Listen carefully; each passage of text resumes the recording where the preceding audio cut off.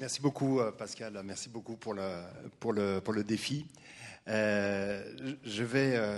a commencé à avoir une infidélité au thème qui était proposé pour parler de l'intelligence générative plutôt que de parler de l'intelligence artificielle. Moi, je vais faire aussi une infidélité. Nous sommes dans la société des gens de lettres, mais je vais parler de chiffres. Mais quelquefois, c'est justement l'association des deux qui permet de façonner un diagnostic, de se faire une idée précise, ou en tout cas éclairé de ce qui est en train de se passer dans ce monde qui est effectivement un monde empli d'incertitudes. C'était le thème de la présentation que Pascal m'avait demandé. Ce monde d'incertitudes, effectivement, la somme est exceptionnelle. La somme d'incertitudes est tout à fait exceptionnelle. Évidemment, la première à laquelle ça a rythmé tout l'été, la première, ça a été les droits de douane, enfin tout l'été, tout le printemps, avec des mesures qui sont totalement ésotériques, où on voit bien que tout un ensemble d'éléments qui ont structuré notre manière de penser l'environnement économique sont en train d'être chamboulés. Les droits de douane, le multilatéralisme, sur lequel s'est également fondé l'ordre post-Bretton Woods, enfin multilatéralisme bien tempéré parce qu'au service principalement de la domination américaine, les fonctionnements des politiques des banques centrales, avec l'indépendance des banques centrales qui est remise en cause alors que c'était un élément structurant de l'organisation économique du point de vue avec un objectif de lutte contre l'inflation, et ça c'est quelque chose qui est en train de passer complètement au second plan. Et puis évidemment en France, on le voit avec cette extrême instabilité politique qui a des échos sur l'activité économique en France, avec des effets tout à fait délétères. Donc les mouvements, les incertitudes, on peut les prendre de 10 000 manières. On peut les regarder de plein de façons. Ici, j'ai choisi de l'illustrer avec ce qui s'est passé sur le commerce extérieur américain. Regardez l'amplitude des mouvements qui sont intervenus tout récemment. Cette amplitude n'a rien à envier avec celle que l'on a connue au moment du Covid. Vous voyez la chute qui était intervenue au moment du Covid, des échanges mondiaux. Bien, on comprend pourquoi. On s'est arrêté. On a mis l'économie en mode pause. Ce qui s'est passé en début d'année et avec un mouvement de balancier dans l'autre sens, c'est un mouvement exactement de la même ampleur, à savoir qu'une soudaine accélération des importations américaines en anticipation de hausse aux droits de douane qui allait survenir, et puis ensuite une chute. Donc c'est des mouvements d'une violence qui sont tout à fait exceptionnels. Et pourtant, et c'est là le point, je pense, le plus important, est-ce qu'il y a vraiment besoin de rebondir, sachant que, c'est incroyable, j'y suis arrivé, sachant que l'économie, justement, est en train de passer par-dessus ces écueils. C'est un peu comme si l'économie se développait une capacité de... Alors c'est le mot un peu valise en ce moment que l'on a, une certaine résilience face à des chocs qui sont extrêmement délétères. Quand vous regardez l'activité, la croissance mondiale, elle est exactement à son rythme du passé, 3% de progression. Bon, alors évidemment, elle se fait un peu moins sous nos pieds, elle se fait à de plus longues distances, mais vous avez une résistance très importante de l'activité économique mondiale jusqu'à présent qui intervient. De même, il y avait une inquiétude qui était très forte au début de l'année, qui était de voir ressurgir l'inflation. Ce n'est pas le cas. L'inflation, parce que quand vous augmentez les droits de douane, quand vous créez des tensions, quand vous invitez à de la relocalisation de la production, vous changez les modes d'organisation de l'économie. Et vous la faites évoluer, cette économie, vers des espaces qui sont nécessairement plus coûteux, parce que sinon, on les aurait d'ores et déjà adoptés. Faire une forme de démondialisation, je vais être prudent sur le terme que j'emploie, faire une forme de démondialisation, c'est être moins efficace, et être moins efficace en économie, c'est avoir un risque d'augmentation des prix. Vous avez vu dernièrement, encore Donald Trump est revenu en arrière sur certaines hausses de droits de douane qu'il avait annoncées sur des matières premières agricoles. Donc on voit bien qu'il y a un risque autour de l'inflation, et jusqu'à présent, il ne se manifeste pas. Alors il ne se manifeste pas aussi pour des raisons qui tiennent à de la géopolitique. La géopolitique, les Américains mettent une pression très importante pour avoir une saturation du marché pétrolier.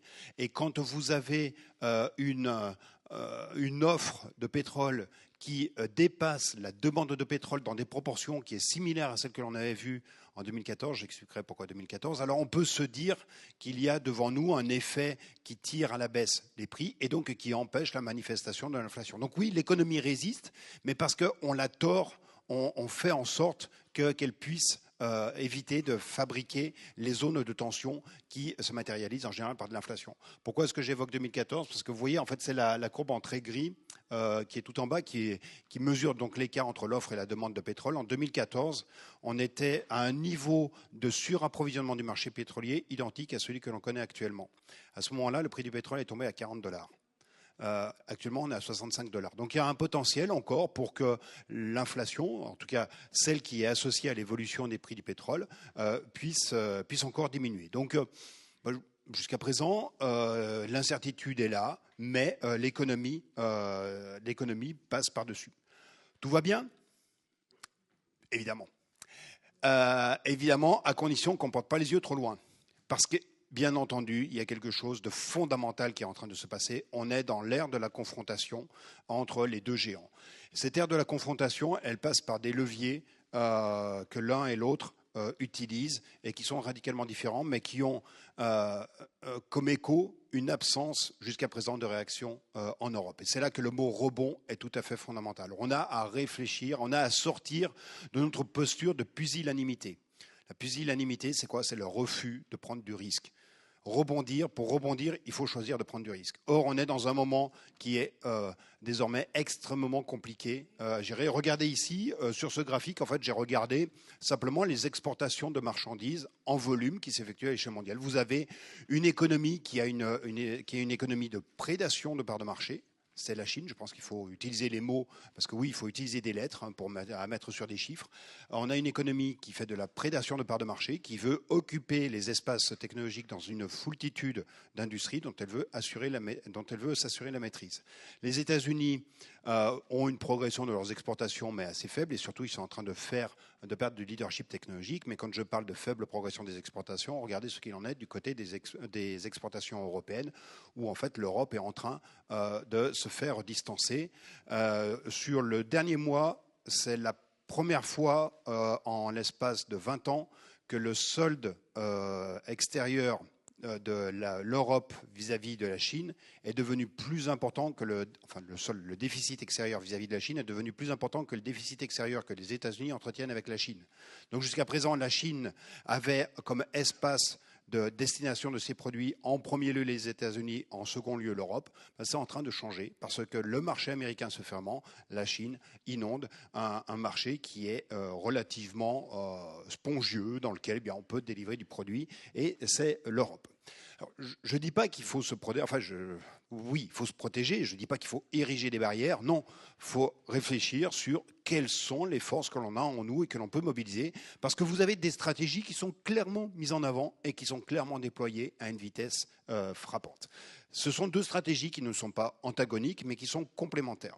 Du côté américain, vous avez une stratégie qui est une stratégie d'hyper-attractivité. L'attractivité, c'est viser à ce que mon territoire soit un espace d'investissement. Je veux retrouver le leadership technologique dont je sens bien que j'ai perdu la maîtrise. Et donc, il faut que de l'investissement se fasse sur mon territoire. On parle beaucoup des droits de douane, mais les droits de douane ne sont qu'un moyen au service d'une fin. Cette fin, c'est l'investissement, c'est la capacité à retrouver cette maîtrise. Et d'ailleurs, quand vous avez eu des accords qui ont été signés avec le Japon, avec la Corée, avec le Royaume-Uni, avec l'Union européenne, eh bien ces accords incorporent tout autant un relèvement de droits de douane qu'ils incorporent des obligations, ou en tout cas des objectifs d'investissement de chacun des pays sur le territoire américain. Donc c'est une politique d'attractivité avec quand même un petit problème, c'est que ça a été très bien dit tout à l'heure. L'intelligence artificielle, c'est une chose, mais à un moment ou à un autre, le travail, ça s'incarne par des personnes. Et donc, quand dans le même temps, vous mettez, alors, c'est pas eux qui maîtriseront forcément les technologies les plus en pointe, mais quand dans le même temps, vous mettez tout un gisement de main-d'œuvre hors des États-Unis, je parle des migrants, eh bien, à ce moment-là, vous risquez de créer une tension, vous allez tendre l'économie, vous lui demandez de produire plus, à un moment, vous avez moins de personnes sur votre territoire. À un moment, ça ne se finit pas bien, ces histoires. En tout cas, c'est la contradiction fondamentale sont en train de rencontrer les États-Unis. Ça se traduit en général par de l'inflation, par de la tension salariale, par de la tension sur le marché du travail. C'est le risque principal qu'il y a aux États-Unis. Juste pour vous donner un chiffre, depuis le Covid, 90% des créations nettes d'emplois aux États-Unis ont été pourvues par des personnes qui n'étaient pas nées aux États-Unis. Donc ce qui a nourri la job machine américaine depuis 5 ans, c'est l'arrivée de personnes qui étaient des migrants, ou des migrants de plus ou moins fraîche date, mais en tout cas des personnes qui n'étaient pas nées aux États-Unis. Or, ce sont ces personnes-là que les Américains ne veulent plus voir. Bon, ça va poser à un moment ou à un autre un problème. Côté chinois, hyper compétitivité. Je veux saturer l'espace. Et l'avantage avec les Chinois, c'est que, bien, ils disent ce qu'ils vont faire et ils font ce qu'ils ont dit. Donc au moins, on n'est pas surpris. Et ce qu'ils ont dit très clairement, ils l'ont dit en 2015, je veux avoir le leadership technologique sur 10 technologies, sur 10 industries clés, pour la plupart liées à la décarbonation, mais pas que. Et en plus, on avait eu le bon goût, nous, en tant qu'Européens, de donner une feuille de route aux Chinois. On leur a dit, bah voilà, quel est le marché que l'on veut avoir à un horizon de 10-15 ans. On veut faire de la décarbonation, mais sans penser la production de solutions de décarbonation en Europe. Et on a voulu acheter au prix le plus bas des éléments qui nous permettraient de nous décarboner. Très bien, il faut se décarboner, on le sait. Mais c'est peut-être mieux de se décarboner en apportant les solutions soi-même qui permettent cette décarbonation. Eh ben, on ne l'a pas fait. Résultat, il y a des pays qui s'en sont emparés, c'est la Chine. Et donc la Chine est montée en gamme dans tout un ensemble d'industries. Donc ça, c'était le plan de China 2025 déployé en 2015. Et une fois que vous avez la maîtrise de tout un ensemble de production, qu'est-ce que vous faites? Eh bien, vous standardisez, vous normalisez. C'est vous qui donnez le là sur ce que sont les conditions de la production à l'échelle mondiale. Et le plan suivant de la Chine, c'est le plan China Standards 2035. Quelquefois, des mots aussi simples disent beaucoup de choses. China Standards 2035. À 10 ans, c'est moi qui organiserai le monde, c'est-à-dire les ISO machin, tout ce que vous voulez, c'est moi qui les écrirai. Et donc, j'amènerai chacun à produire selon la norme que j'aurai donnée. Donc, on est dans ce mouvement. La contradiction côté chinois, eh bien, c'est qu'il y a des pertes industrielles qui sont extrêmement importantes et qui sont croissantes. Donc, il y a un choix de faire, c'est pour ça que j'ai utilisé le mot prédation, c'est un choix de conquérir des parts de marché de manière générale, mais au prix de pertes importantes pour l'instant, que je suis en capacité d'absorber parce que je suis dans un système financier qui est fermé sur lui-même. Donc on est dans cette logique-là. Et l'Europe, elle est pusillanime, c'est ce que j'évoquais tout à l'heure, quand bien même elle a eu quelques rappels qui lui ont été faits, quelques appels au réveil qui lui ont été faits, et en particulier par Mario Draghi. Mario Draghi, il y a 1 an, nous a dit voilà, il faut retrouver l'idée de la compétitivité européenne. Alors cet appel, il a été quand même assez fort. Il a été entendu, mais pas à une échelle continentale. Il est entendu désormais par certains pays qui sont en mesure de déployer une véritable stratégie de réinvestissement. L'appel de Mario Draghi, refaire de la compétitivité, c'est réinvestir, retrouver une capacité à maîtriser son destin industriel. Et vous avez certains pays qui sont en train de le faire, et en particulier l'Allemagne.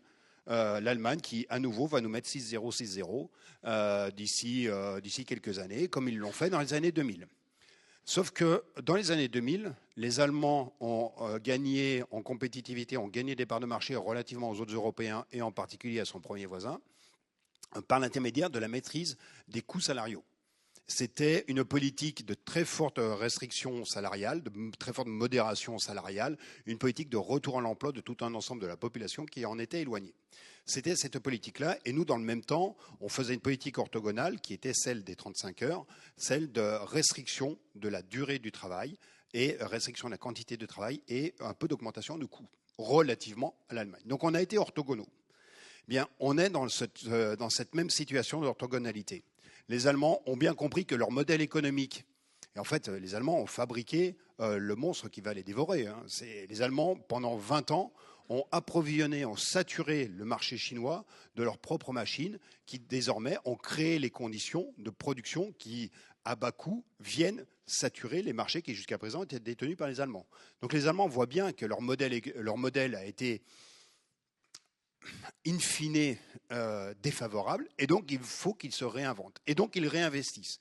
Et quand vous avez 60% de dette en rapport au PIB, c'est un peu plus facile de le faire que quand vous êtes à 120.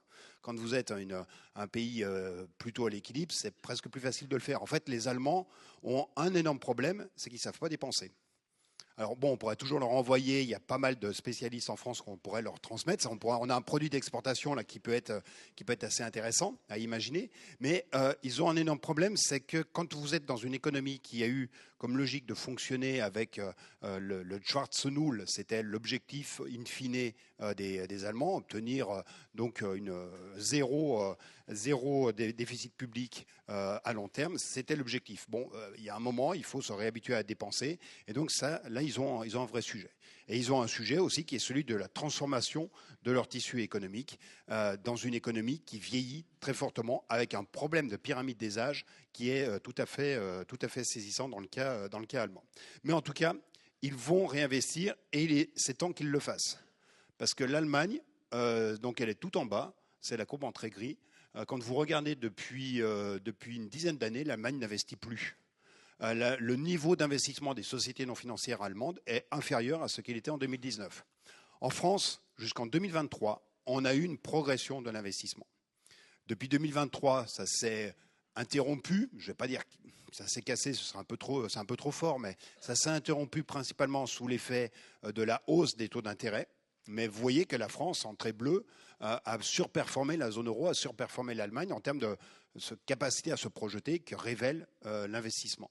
Depuis 2023, il y a un peu d'hésitation et ce n'est pas le contexte politique, évidemment, qui va nous aider. Ici, c'est le résultat d'une enquête que l'on fait avec BPI France auprès de plus de 1000 patrons de PME, TPE. Et tout en haut, vous avez je vous ai remis la question que l'on pose dans le cadre de ce questionnaire, c'est compte tenu de l'incertitude en termes de politique économique, quelles sont vos intentions vis-à-vis de vos éventuels projets d'embauche et d'investissement de votre entreprise. Alors ici, je vous ai mis que les projets d'investissement, et donc ça fait depuis la dissolution que l'on pose cette question chaque trimestre aux patrons de PME, TPE que l'on interroge. Et vous voyez que sur la dernière enquête qui a été faite fin octobre, jamais la proportion de chefs d'entreprise qui déclarent maintenir leur projet d'investissement n'a été aussi faible. On n'est plus qu'à 29%. Donc on a bien un effet de l'incertitude politique et qui est quand même extrêmement fort sur les choix que peuvent faire les entreprises. Et idem, on est en train peut-être de sortir d'une période qui était favorable, que l'on n'a pas bien mesuré, je pense, dont on ne s'est pas forcément bien rendu compte, mais il y a eu un véritable mouvement de réindustrialisation qui s'est effectué en France. On a construit un Rexecode, un indicateur d'industrialisation en prenant une douzaine de sous-indicateurs que l'on a assemblés pour en faire un indicateur synthétique. Et on voit qu'il y a eu un mouvement, donc quand on est au-dessus de 0,5, on est dans un moment où il y a une progression du tissu industriel qui a été là, de 2016 à 2023, et depuis, ça s'est cassé. Et ça se casse à un moment où précisément, c'est là que je parle de l'orthogonalité, précisément au moment où les Allemands, eux, sont en train de faire le mouvement inverse. Et donc, c'est ça le point de préoccupation. Alors bon, je passe là-dessus, c'est simplement sur actuellement la croissance, comment est-ce qu'elle se fait ? Elle se fait en premier lieu par de la dépense publique et pas par de la demande interne. Ce qui devrait faire normalement la croissance du pays, c'est plutôt le fait qu'on se projette, qu'on consomme, certes, surtout que l'on investit. Eh bien, ces deux postes-là ne contribuent pas à la croissance, et ce, depuis 2022. Et une capacité à se projeter qui semble assez minime quand on regarde l'augmentation régulière du taux d'épargne que l'on peut avoir en France, avec une épargne qui a quand même un petit défaut, c'est qu'elle n'est pas forcément déployée vers les investissements immédiats, qu'une bonne partie, en gros, l'année dernière, il y a eu 90 milliards d'euros qui sont sortis de France pour aller acheter des bons du Trésor américain. Bon, est-ce que ça nous fait plus d'activité en France ? C'est pas certain. Surtout, le risque, c'est qu'on voit de l'épargne qui va aux États-Unis, mais du capital qui revient des États-Unis, du capital sous forme de rachat d'entreprises. Donc ça peut poser quand même quelques questions.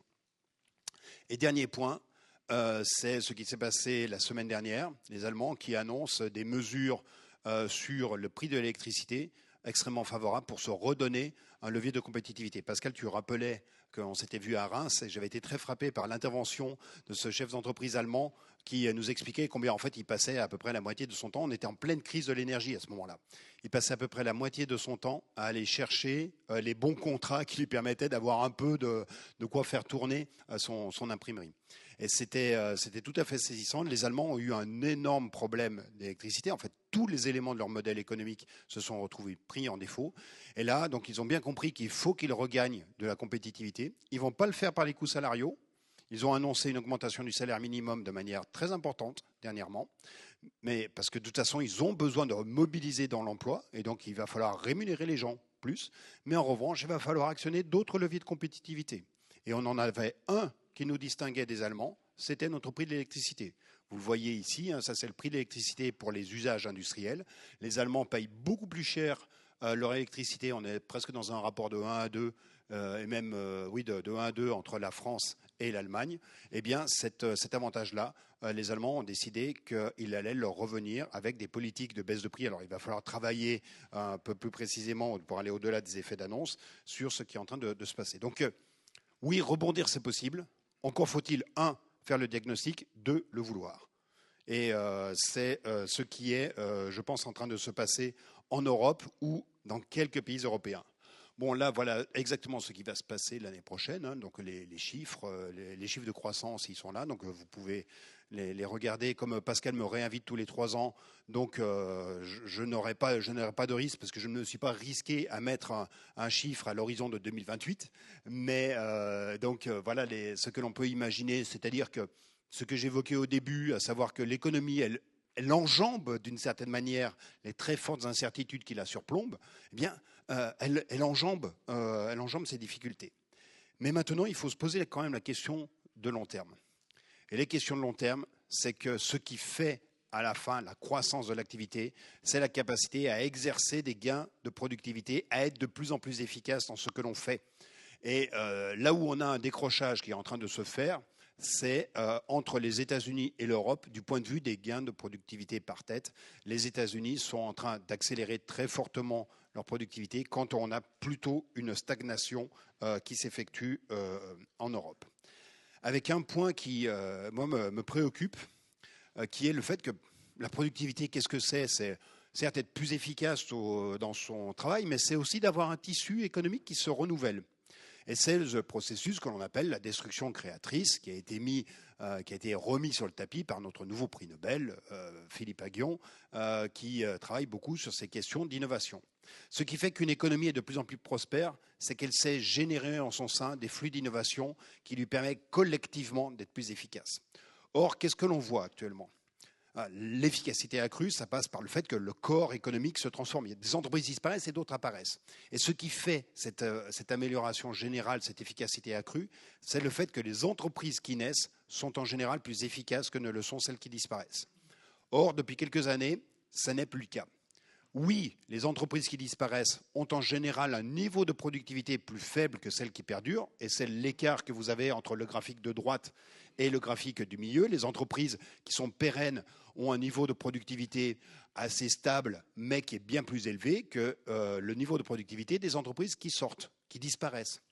Ce qui me préoccupe, c'est le fait que les entreprises qui désormais deviennent les nouveaux acteurs du tissu économique n'ont pas un niveau de productivité supérieur à celui des entreprises qui disparaissent. Et donc le processus de destruction créatrice marche bien dans l'aspect destruction, ne marche plus dans l'aspect création.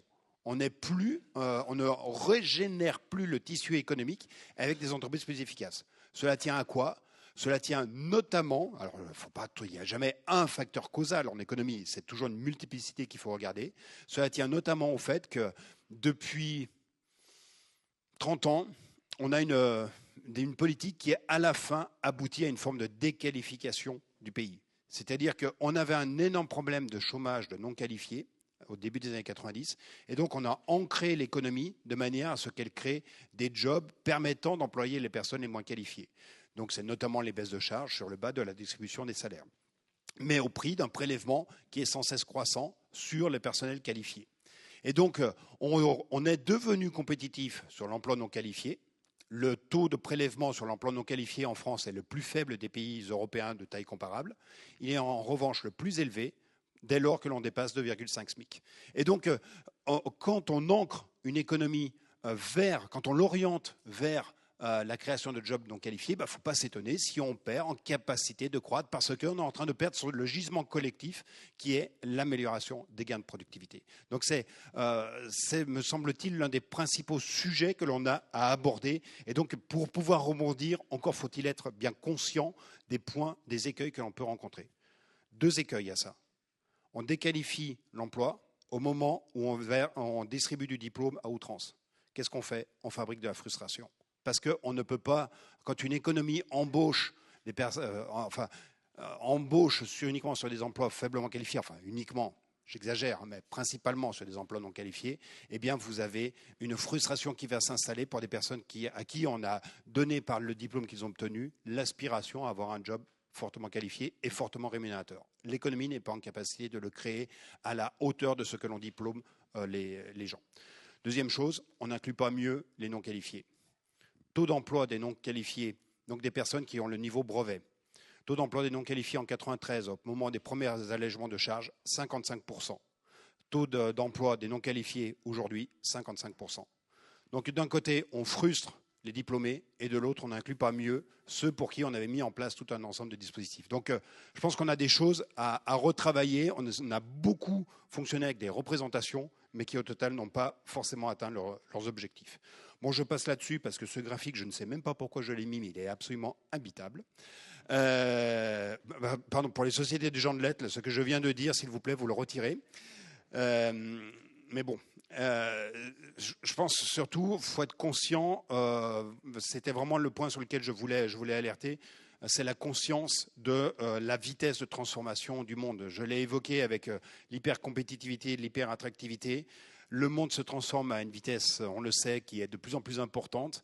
Vous avez en bleu, pour ceux qui arrivent si les couleurs ressortent à peu près correctement, vous avez en bleu la proportion des brevets qui sont déposés par des entreprises européennes, des brevets triadiques, c'est-à-dire déposés en même temps en Europe, aux États-Unis, au Japon.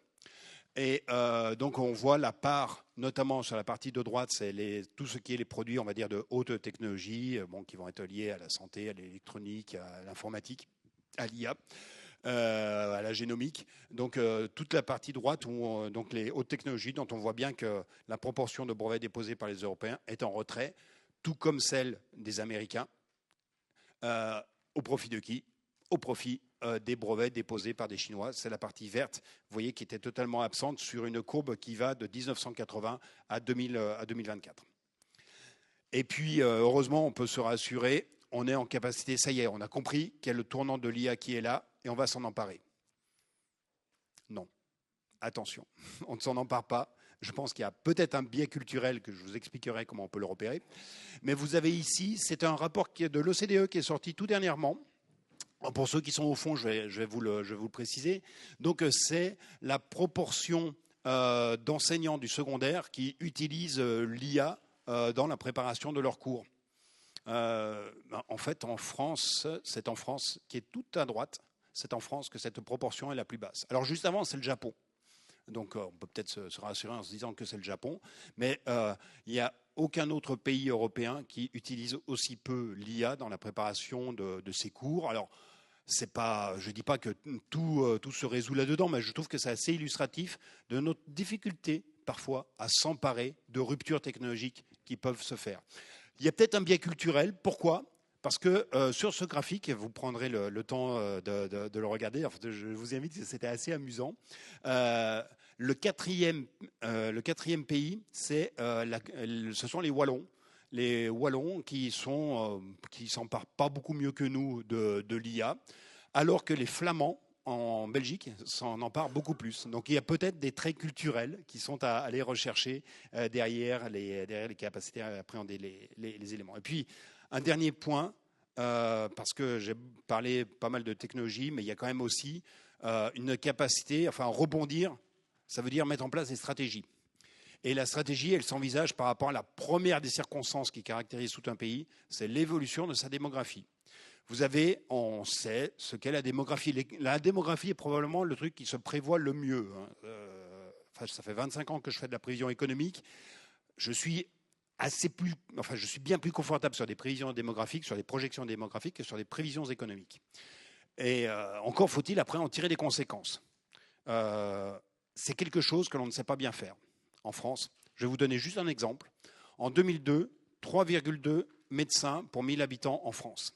En 2022, 3,2 médecins pour 1000 habitants en France. Dans l'ensemble de l'Union européenne, dans le même intervalle, on est passé de 3 à 4. On sait qu'avec le vieillissement, c'est des besoins de santé qui sont croissants.